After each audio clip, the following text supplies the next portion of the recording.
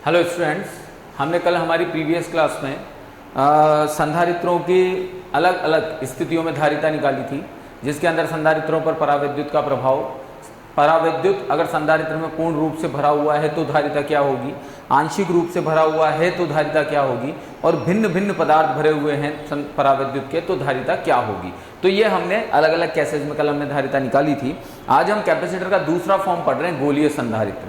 क्योंकि मैंने आपको बताया था जब हमने प्रीवियस स्टार्ट किया था तो संधारित्र के 3 प्रकार होते हैं, समांतर प्लेट संधारित्र, गोलीय संधारित्र और बेलनाकार संधारित्र। तो हमारे सिलेबस में सिर्फ समांतर प्लेट संधारित्र और गोलीय संधारित्र हैं। तो यहाँ पर जब हम गोलीय संधारित्र की बात करते हैं, उसकी धारिता निकालने के लिए बात करते हैं, तो हम एक डायग्राम ड्रॉ करते हैं। सबसे पहले we take a sphere A and give it to a positive charge by a conducting rod। हम किसी भी रोड से ड्यू टू द कंडक्शन हम इसको पॉजिटिव चार्ज प्रोवाइड करते हैं।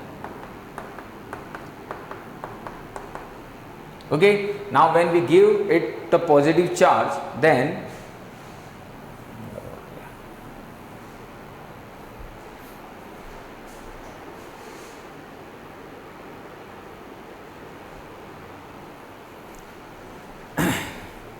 ओके स्टूडेंट्स, तो हमने हमारी जो प्रीवियस क्लास थी उस प्रीवियस क्लास के अंदर हमने समांतर प्लेट संधारित्र की विभिन्न स्थितियों का अध्ययन किया।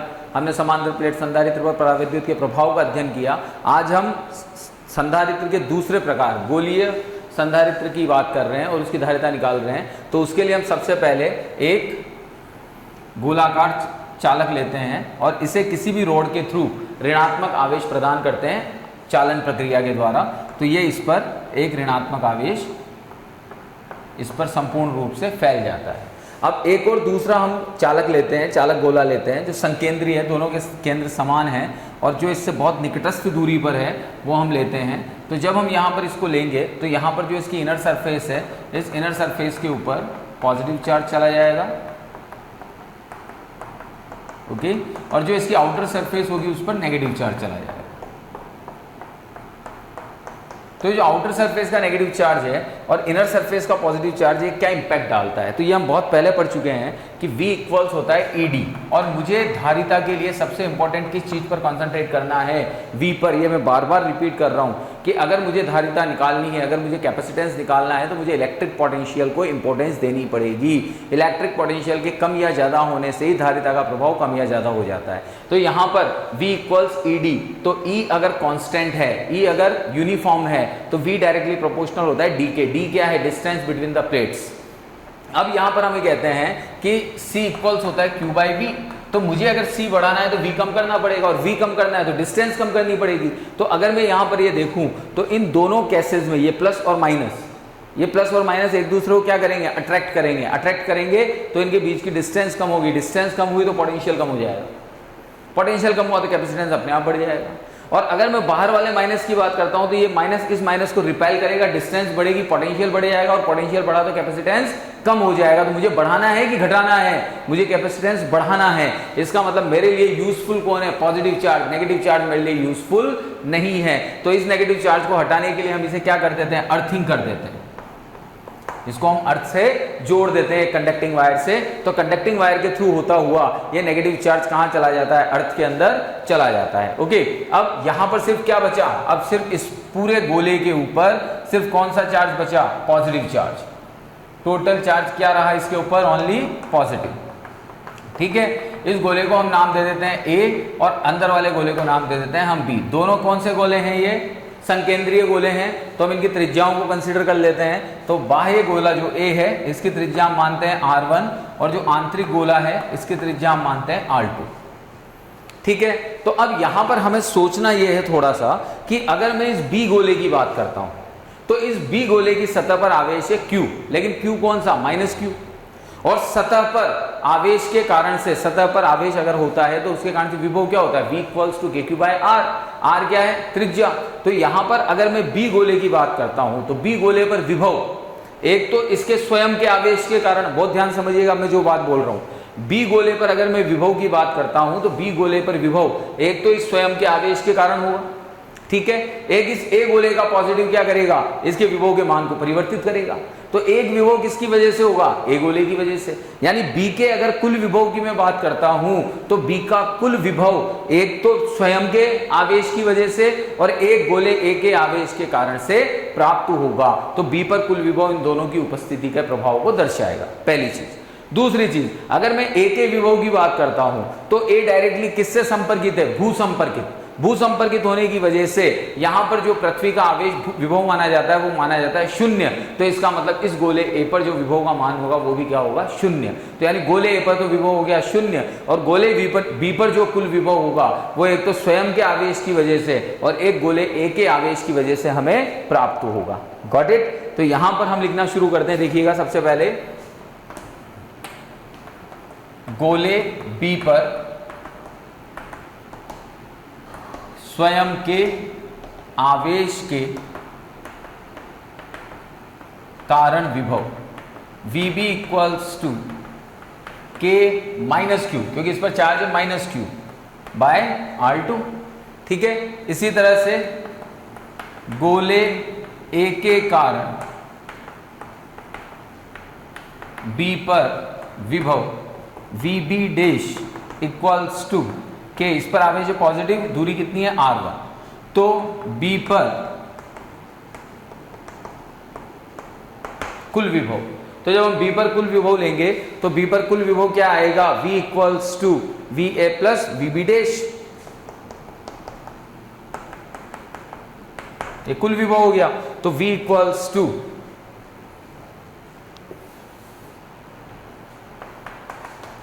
KQ बाय R2 माइनस आगे आ जाएगा plus KQ by R1, then we take common KQ,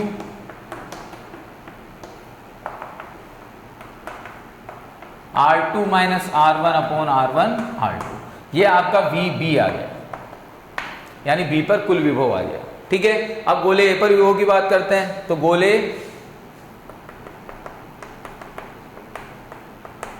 A पर विभव VA इक्वल्स टू 0। क्यों?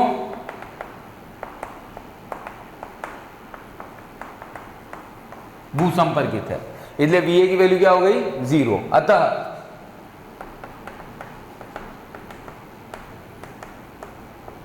A व B के मध्य विभवांतर। अब A और B के मध्य विभवांतर की हम बात करते हैं तो बहुत ध्यान से समझिएगा विभवांतर कैसे निकलता है। हमेशा विभवांतर जो निकलता है वो इन दोनों गोलों की अगर हम बात कर रहे हैं तो VAB equals to VA minus VB। VA क्या है तुम्हारा? 0 माइनस VB क्या है? अब इस माइनस वाली टर्म को अंदर भिजवा दो।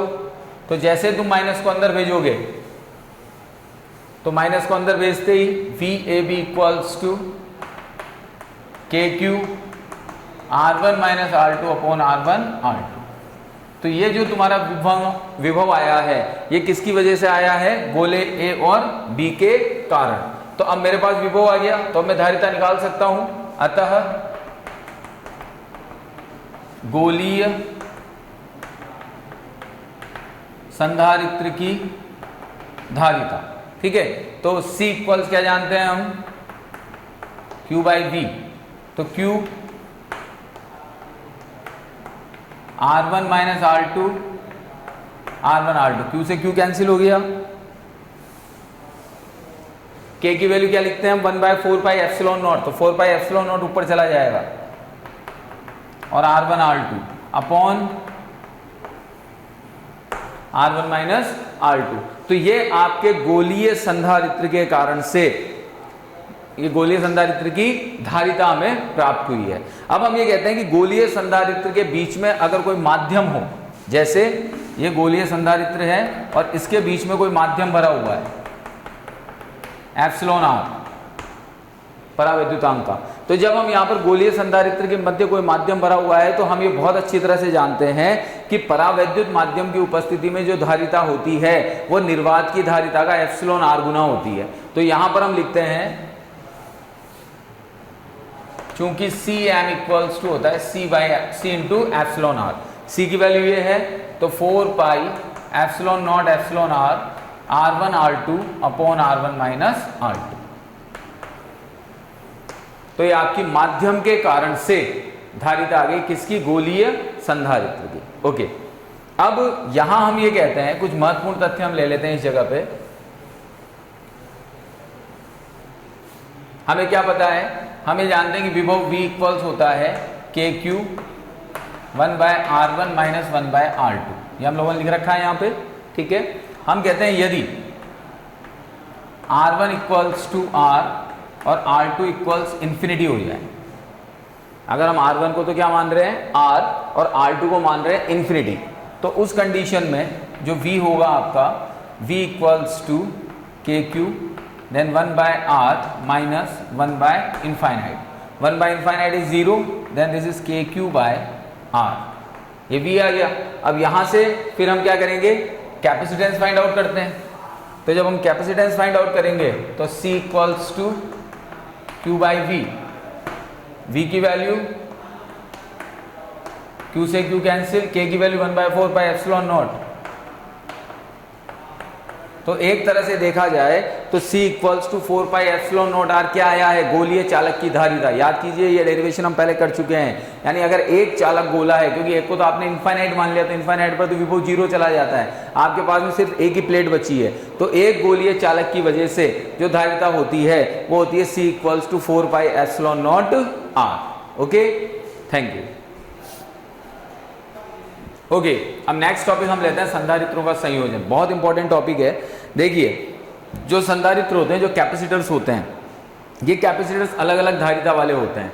परिपथ की आवश्यकता के अनुसार इन संधारित्रों को जोड़ा जाता है। जैसे कहीं मुझे अगर 1/2 माइक्रोफेरेड धारिता वाले कैपेसिटर की जरूरत है, तो वो 1/2 माइक्रोफेरेड का कैपेसिटर मुझे नहीं मिलेगा।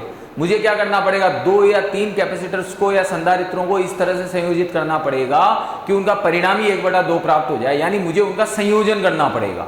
तो परिपथ की आवश्यकता के अनुसार हम संधारित्रों को भिन्न भिन्न रूप से संयोजित कर सकते हैं। और संधारित्रों का संयोजन मुख्य रूप से 2 प्रकार से किया जाता है। एक तो किया जाता है श्रेणी क्रम संयोजन और एक किया जाता है समांतर क्रम संयोजन। अब संधारित्रों के संयोजन को पढ़ने से पहले मैं थोड़ा सा आपको प्रतिरोधों के संयोजन के बारे में समझा देता हूं, जो हम चैप्टर 5 में भी पढ़ेंगे और आप 10th में पढ़ के आए हुए हैं। जो प्रतिरोधों का संयोजन होता था वो भी 2 प्रकार का होता था, श्रेणी और समांतर। जब हम प्रतिरोधों के संयोजन की बात करते थे तो प्रतिरोधों के संयोजन में हम 3 राशियों की बात करते थे, V, I और R। ध्यान से समझिएगा, अगर श्रेणी क्रम संयोजन होता था तो श्रेणी क्रम संयोजन में धारा का मान कांस्टेंट होता था, अगर श्रेणी क्रम संयोजन होता था तो। और अगर समांतर क्रम संयोजन होता था तो समांतर क्रम में पोटेंशियल कांस्टेंट होता था। Got it? ओके। अब यहां पर हम कह रहे हैं कि यहां भी हमारे पास में 3 राशियां हैं। यहां हमारे पास में 3 राशियां कौन कौन सी है, C, Q और V। अगर हम श्रेणी क्रम संयोजन की बात करेंगे संधारित्रों के, तो Q हमारे लिए कांस्टेंट रहेगा, और अगर समांतर क्रम की बात करेंगे तो V हमारे लिए कांस्टेंट रहेगा। ओके, तो हमारे लिए दोनों ही कंडीशंस सिर्फ इसलिए इंपॉर्टेंट है, इन दोनों का कंपैरिजन इसलिए इंपॉर्टेंट है क्योंकि both combinations are depends on the 3 physical quantities. Resistance combination depends on the V, I and R and the capacitors combinations depends on the C, Q and V।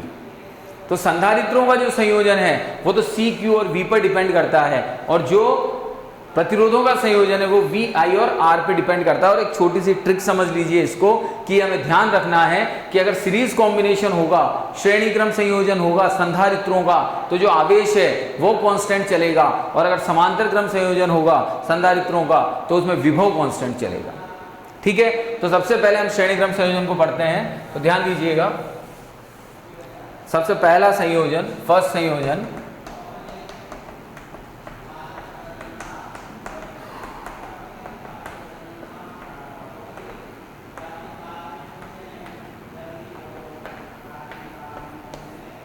हम लेते हैं श्रेणी क्रम संयोजन। श्रेणी क्रम संयोजन क्या होता है, देखिए, परिपथ में अगर मुझे धारिता के मान को कम करना है तो धारिता के मान को कम करने के लिए मुझे संधारित्रों को श्रेणी क्रम में संयोजित करना पड़ेगा। अगर आपको ध्यान हो तो प्रतिरोधों का श्रेणी क्रम संयोजन जब आप लिखते थे तो RS equals to R1 plus R2 plus R3 कुछ इस तरह से लिखते थे। दैट मीन्स प्रतिरोधों के श्रेणी क्रम संयोजन में प्रतिरोध का मान बढ़ता था, जो परिणामी प्रतिरोध प्राप्त होता था वो रिजल्टेंट जो मिलता था वो ज्यादा मिलता था। लेकिन यहाँ एकदम उल्टा चलता है, ये भी याद रखने का तरीका है। हम कहते हैं कि अगर मुझे परिपथ में धारिता के मान को घटाना है तो परिपथ में धारिता के मान को घटाने के लिए मुझे संधारित्रों को श्रेणी क्रम में संयोजित करना पड़ेगा। अब संधारित्रों का श्रेणी क्रम संयोजन होता क्या है, जैसे मेरे पास में 3 कैपेसिटर है, 3 संधारित्र हैं, ये फर्स्ट, ये सेकंड और ये थर्ड। इन 3 संधारित्रों को हमने एक बैटरी से जोड़ दिया, समझिएगा बहुत ध्यान से, ये प्लस माइनस, इसका वोल्टेज है V। ठीक है, अब क्या हुआ, प्लस यहां से चला, चालन हुआ, एकदम डायरेक्ट जुड़ा हुआ है, डायरेक्ट जुड़े होने की वजह से यहां पर क्या आ गया, प्लस, अंदर वाली प्लेट पर क्या आ गया, प्रेरण के कारण से माइनस, फिर बाहर वाली पर क्या चले गया, प्लस, ये प्लस चालन से कहां पहुंच गया, यहां पे, फिर कंडक्शन की वजह से माइनस, फिर बाहर क्या आया, प्लस, ये प्लस कहां पहुंच गया, यहां पे, फिर ये माइनस। ठीक है, तो कहने का मतलब ये हो गया कि हमारे पास में 3 संधारित्र हैं, इन 3 संधारित्रों की धारिताएं हमने मानी C1, C2, C3, potential divide हो जाएगा कैपेसिटेंस के अकॉर्डिंग, धारिता के अकॉर्डिंग, तो V1, V2, V3 हमने मान लिया, लेकिन जो यहाँ पर चार्ज की वैल्यू है, जो आवेश का मान है, वो कांस्टेंट रहेगा। क्यों? क्योंकि ये कौन से कॉम्बिनेशन में है, सीरीज में, और श्रेणी क्रम में जो यहाँ से धारा बहेगी वो समान रूप से बहेगी, और धारा प्रवाह आवेशों का प्रवाह होता है, तो आवेश भी समान रूप से प्रवाहित होगा, इसलिए इस कॉम्बिनेशन के अंदर आवेश का मान समान रहेगा। तो इसकी थ्योरी हम कुछ इस तरह से लिखते हैं कि माना 3 संधारित्र जिनकी धारिताएं C1, C2, C3 हैं, श्रेणी क्रम में संयोजित हैं, और इनके प्रथम प्लेट का इसमें प्रथम संधारित्र की प्रथम प्लेट बैटरी के पॉजिटिव टर्मिनल से और अंतिम संधारित्र की अंतिम प्लेट बैटरी के नेगेटिव टर्मिनल से जुड़ी हुई है। अब अगर हम श्रेणी क्रम संयोजन को परिभाषित करते हैं तो परिभाषित कैसे करेंगे? पहली डेफिनेशन तो मैंने आपको बताई थी कि परिपथ में विद्युत धारिता को कम करने के लिए जिस संयोजन का उपयोग किया जाता है उसे श्रेणी क्रम संयोजन कहते हैं। लेकिन दूसरी डेफिनेशन क्या कहती है कि श्रेणी क्रम संयोजन में संधारित्र, प्रथम संधारित्र की द्वितीय प्लेट द्वितीय संधारित्र की प्रथम प्लेट से, द्वितीय संधारित्र की द्वितीय प्लेट तृतीय संधारित्र की प्रथम प्लेट से जुड़ी हुई होती है, यानी ये पूरी की पूरी एक चेन चलती है जिसे हम श्रेणी क्रम संयोजन कहते हैं। ओके, यहाँ पर जो ये पोटेंशियल V है ये इसकी धारिता के अकॉर्डिंग डिवाइड हो जाता है, तो धारिता के अकॉर्डिंग हमने इसको डिवाइड कर दिया V1, V2 और V3 में। ठीक है, तो अब यहाँ पर हम ये कहते हैं कि सबसे पहले प्रथम संधारित्र का विभवांतर,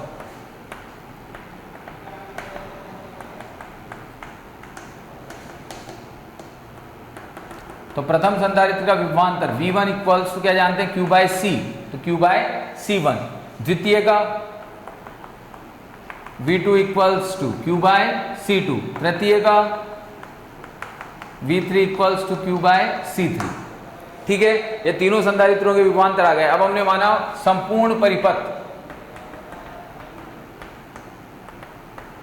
पर आवेश Q व तुल्य धारिता CS हो, तो तुल्य धारिता CS क्यों लिखा मैंने, क्योंकि S सीरीज को रिप्रेजेंट कर रहा है, तो हो तो कुल विभवांतर V equals to Q by CS। ठीक है, तो अतः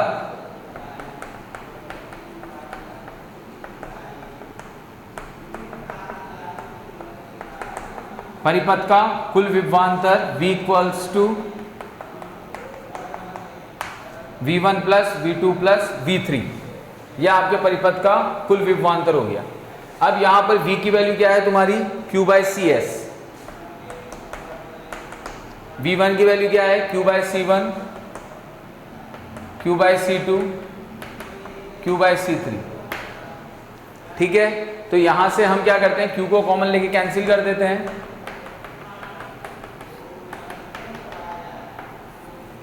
तो 1 by CS equals to 1 by C1 plus 1 by C2 plus 1 by C3। तो ये आपके सीरीज कॉम्बिनेशन का एक फॉर्मूला आ गया जिसमें 3 संधारित्र श्रेणी क्रम संयोजन में जुड़े हुए हैं। ठीक है, अब यहां पर हमने कहा कि भाई 3 संधारित्रों की जगह अगर n संधारित्र जुड़े हों, हम लिखते हैं यदि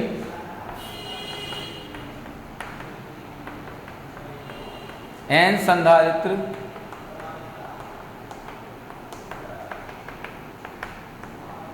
श्रेणी संयोजन में जुड़े हों, तो 1 बाय CS इक्वल्स टू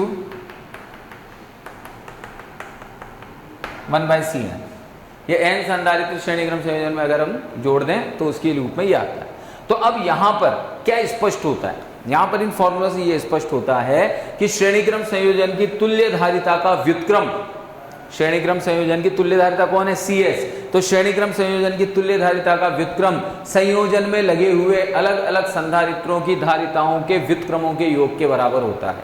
दोबारा, श्रेणीक्रम संयोजन की तुल्य धारिताओं का व्युत्क्रम परिपथ में लगे हुए अलग अलग संधारित्रों की धारिताओं के व्युत्क्रम के योग के बराबर होता है। यह आपका श्रेणीक्रम संयोजन कहलाता है। ओके, सेकंड चीज क्या कहते हैं कि जो तुल्य धारिता प्राप्त होगी, अब समझिएगा वो ध्यान से, जो तुल्य धारिता प्राप्त होगी वो परिपथ में जुड़े हुए सबसे कम मान की धारिता वाले संधारित्र से भी कम प्राप्त होगी। वापस, परिपथ की जो तुल्य धारिता प्राप्त होगी वो इस संयोजन में जुड़े हुए सबसे कम धारिता वाले संधारित्र की धारिता से भी कम प्राप्त होगी। कैसे, उसको समझते हैं। देखिए, हमने कहा C1 बराबर 1 माइक्रोफैरड, C2 बराबर 2 माइक्रोफैरड और C3 बराबर 3 माइक्रोफैरड, ये हमने कह दिया। तो अब जब हम यहाँ पर लिखते हैं 1/CS, तो 1/1, 1/2, 1/3, तो ये कितना आ गया तुम्हारा? 6 कॉमन आ गया। 6 कॉमन आया तो देखो, अब यहाँ 6, यहाँ 3, यहाँ 2, तो 11/6, तो CS इक्वल्स हो गया तुम्हारा 6/11, तो ये हो गया 0.5 जो भी आएगा वो।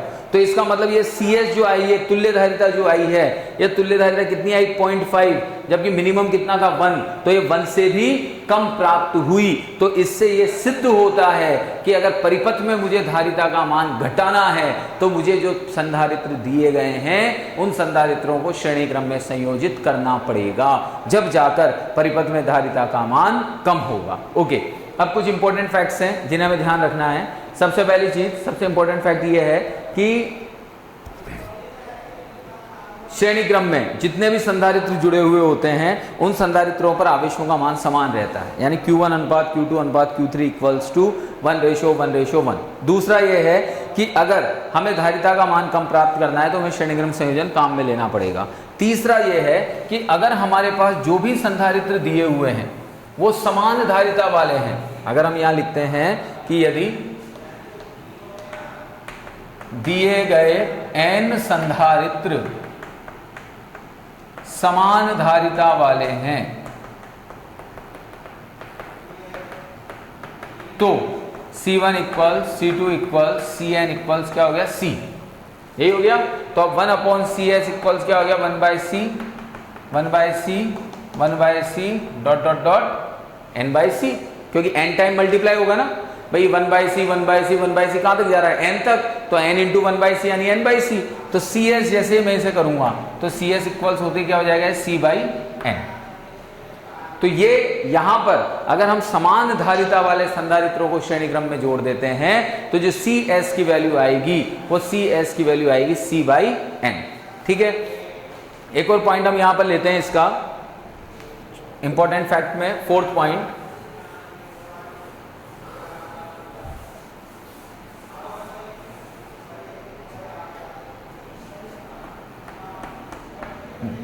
फोर्थ पॉइंट हम यहां पर लेते हैं, इसके अंदर हम प्लेट्स लेते हैं। ये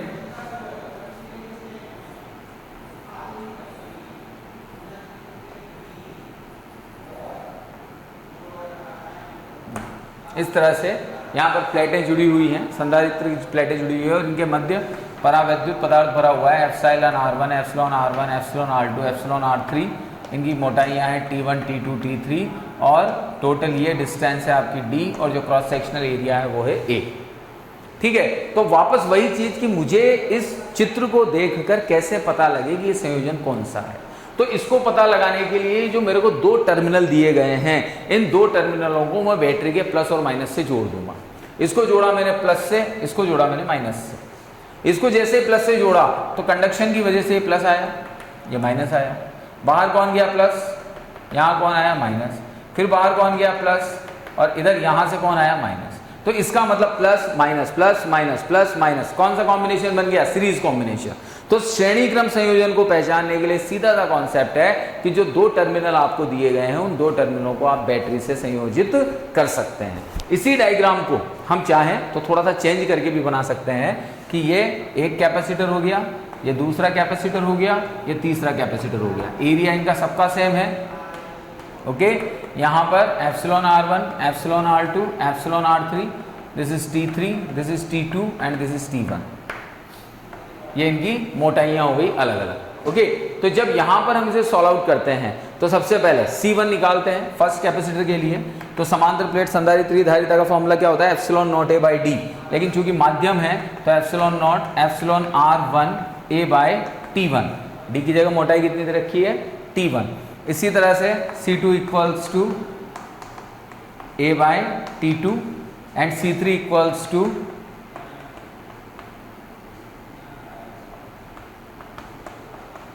A बाय T3।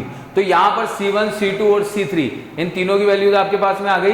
तो अब आप सिंपल सीरीज कॉम्बिनेशन है, श्रेणीक्रम संयोजन है, तो 1 बाय CS इक्वल्स टू क्या हो गया, 1 by C1 plus 1 by C2 plus 1 by C3। इनकी वैल्यूज रखेंगे तो T1 ऊपर चला जाएगा, epsilon naught epsilon R1 A, epsilon naught epsilon R2 A, epsilon naught epsilon R3 A। Okay, तो यहां से 1 by epsilon naught A common ले लेते हैं, तो T1 by epsilon R1, T2 by epsilon R2, T3 by epsilon R3। ये क्या आ गया तुम्हारा 1 बाय CS। और अगर मैं सिंपल CS निकालता हूं तो CS इक्वल्स टू क्या हो जाएगा, epsilon naught A upon T1 by epsilon R1, T2 by epsilon R2 and T3 by epsilon R3। तो ये आपके इस कंडीशन के अंदर रिजल्टेंट कैपेसिटेंस आ जाएगा, या यूं कह सकते हैं परिणामी धारिता आ जाएगी। तब जबकि इस संयोजन में या इस तरह के कॉम्बिनेशन में हमें संधारित्र दिए गए हों। इससे रिलेटेड बहुत सारे क्वेश्चंस हम अभी एक्सरसाइज में करेंगे, ठीक है। तो यहां तक बात समझ में आ गई होगी, ठीक। तो अब अगला कॉम्बिनेशन हम लेंगे पैरेलल कॉम्बिनेशन। ओके स्टूडेंट्स, अब हम सेकंड कॉम्बिनेशन लेते हैं, पैरेलल कॉम्बिनेशन या समांतर क्रम संयोजन।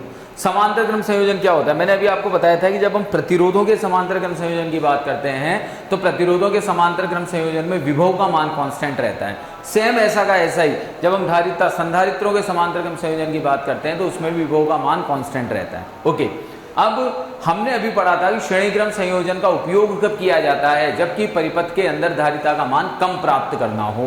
तो समांतर क्रम संयोजन का उपयोग कब किया जाएगा, जबकि परिपथ के अंदर धारिता का मान बढ़ाना हो। तो परिपथ में धारिता के मान को बढ़ाने के लिए हम समांतर क्रम संयोजन का उपयोग करते हैं। ओके, समांतर क्रम संयोजन को कैसे समझते हैं हम, इसके लिए हम 3 संधारित्र लेते हैं, फर्स्ट, सेकेंड, थर्ड।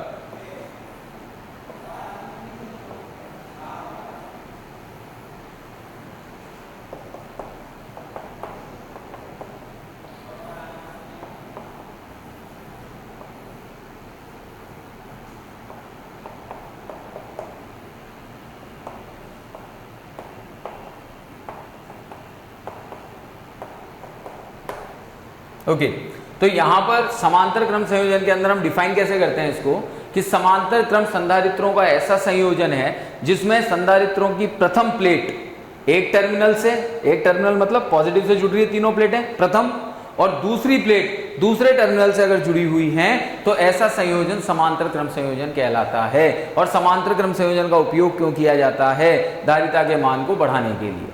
तो यहां पर हम थोड़ी सी थ्योरी लिखते हैं कि चित्रानुसार 3 संधारित्र जिनकी धारिताएं C1, C2, C3 हैं, वो तीनों समांतर क्रम में संयोजित हैं और उन पर आवेशों के मान क्रमशः Q1, Q2 और Q3 हैं, तथा दोनों सिरों के मध्य जो विभवांतर का मान है वो नियत है या वो कांस्टेंट है। तो सबसे पहले प्रथम संधारित्र पर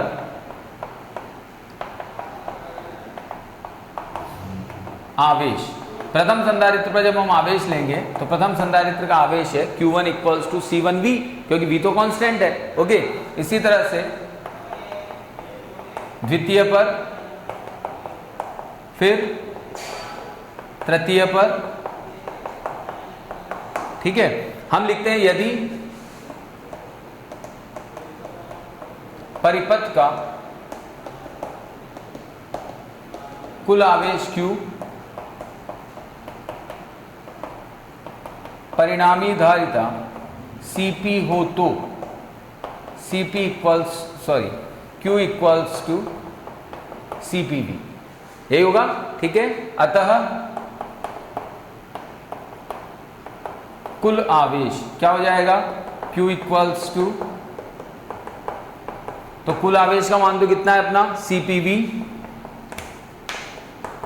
Q1 का C1V, C2V, C3V, V common आ जाएगा, V से V कैंसिल,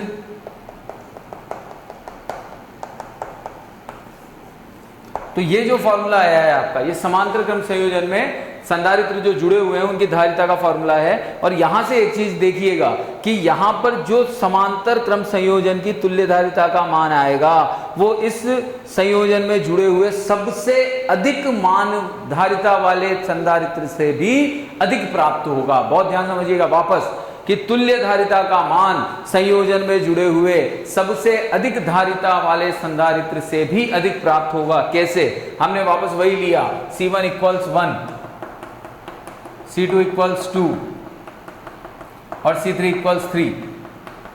तो Cp की जब हम बात करेंगे तो 1 + 2 + 3 कितना आ गया 6 माइक्रोफैरड। तो ये सबसे ज्यादा मान प्राप्त हुआ है आपको पैरेलल कॉम्बिनेशन में। तो इसीलिए हम ये कहते हैं कि समांतर क्रम संयोजन का उपयोग कहां किया जाता है, जहां हमें धारिता का मान अधिक प्राप्त करना हो। ओके, अब हम ये कहते हैं कि इन 3 संधारित्रों की जगह अगर परिपथ में n संधारित्र जुड़े हों,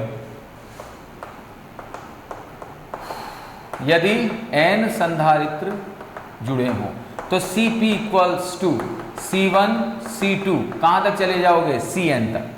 तो यहां से हम निष्कर्ष ये निकालते हैं कि समांतर क्रम संयोजन में संधारित्रों की तुल्य धारिता का मान प्रत्येक संधारित्र की धारिता के बीजगणितीय योग के तुल्य होता है, पहली चीज। दूसरी चीज, संधारित्रों के समांतर क्रम में तुल्य धारिता संयोजन में लगे सबसे अधिक धारिता के संधारित्र से भी अधिक प्राप्त होती है। Got it? अब इसके बाद में हम इसके कुछ इंपॉर्टेंट फैक्ट्स की बात करते हैं। तो इंपॉर्टेंट फैक्ट्स में क्या आता है? सबसे पहला फैक्ट कि समांतर क्रम संयोजन का उपयोग परिपथ में अधिक धारिता प्राप्त करने के लिए किया जाता है, पहला पॉइंट। दूसरा पॉइंट, समांतर क्रम संयोजन में विभव का मान समान रहता है, यानी V1:V2:V3 इक्वल्स टू 1:1:1। तो ये आपका दूसरा फैक्ट हो गया जिसके अंदर आपके विभव का मान क्या रहेगा? समान रहेगा। तीसरा फैक्ट ये कहता है कि अगर हमने n संधारित्र जोड़े हैं और n संधारित्र की धारिताएं समान हैं, यानी C, तो ये कहां तक चला जाएगा? C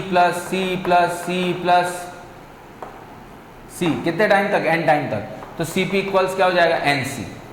डायरेक्ट n से मल्टीप्लाई कर दो भाई। हम कहते हैं 1 1 1 1 1 100 टाइम तक 1, तो 100 × 1 बराबर 100। बस उनको जोड़ते जा रहे हैं तो n × C कर दिया। ओके, अब फोर्थ इंपॉर्टेंट फैक्ट ये कहता है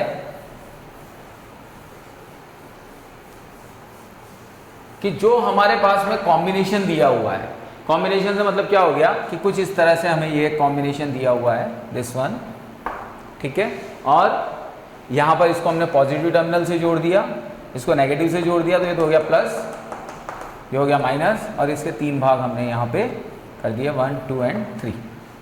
ठीक है, दूरी जो है इसकी है d, वही है εr1 εr2 εr3। यहाँ पर सबसे पहले हमें पता लगाना है कि ये कौन सा कॉम्बिनेशन है। तो देखिए, ये पहला कैपेसिटर हो गया आपका, तो इसकी ये प्लेट इस टर्मिनल से जुड़ रही है, बीच वाले की भी इससे और इसकी भी इससे, यानी तीनों की प्रथम प्लेट P से और तीनों की अंतिम प्लेट Q से जुड़ी हुई है। इसका मतलब ये कौन सा संयोजन है? समांतर क्रम संयोजन है। अब समांतर क्रम संयोजन है तो मैं इसे ऐसे भी बना सकता हूँ, this one this one this one, ये P और ये Q। ठीक है, ये हो गया आपका εr1 εr2 εr3।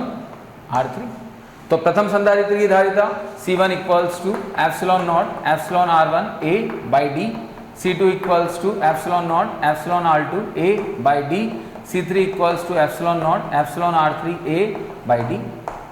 ठीक है, अगर इनका एरिया भी अलग अलग है तो सपोज इसका एरिया A1 है, ये A2 है, ये A3 है, तो A1 A2 A3 कर दो। तो जब समांतर क्रम संयोजन तुम निकालोगे तो तुम्हारे समांतर क्रम संयोजन का फॉर्मूला क्या है? Cp इक्वल्स टू, तो ε0 εr1 a1/d, ε0 εr2 a2/d, ε0 εr3 a3/d। तो यहां से हम कॉमन ले लेते हैं ε0/d, तो अंदर क्या रहेगा? εr1 a1 epsilon R2 A2 epsilon R3 A3। हमने कह दिया सपोज एरिया भी अगर सेम है, मान लीजिए तीनों प्लेटों का ए के बराबर मान लिया, तो इन तीनों का ए भी बाहर आ जाएगा। तो अब अंदर क्या बचा, epsilon R1 epsilon R2 epsilon R3। तो कुल मिलाकर यहाँ पर जब हम समांतर क्रम संयोजन की बात करते हैं तो समांतर क्रम संयोजन में जो तुल्य धारिता का मान आता है वो तुल्य धारिता का मान अधिक प्राप्त होता है, इसीलिए समांतर क्रम संयोजन का उपयोग परिपथ में किया जाता है। ओके बेटा, थैंक यू।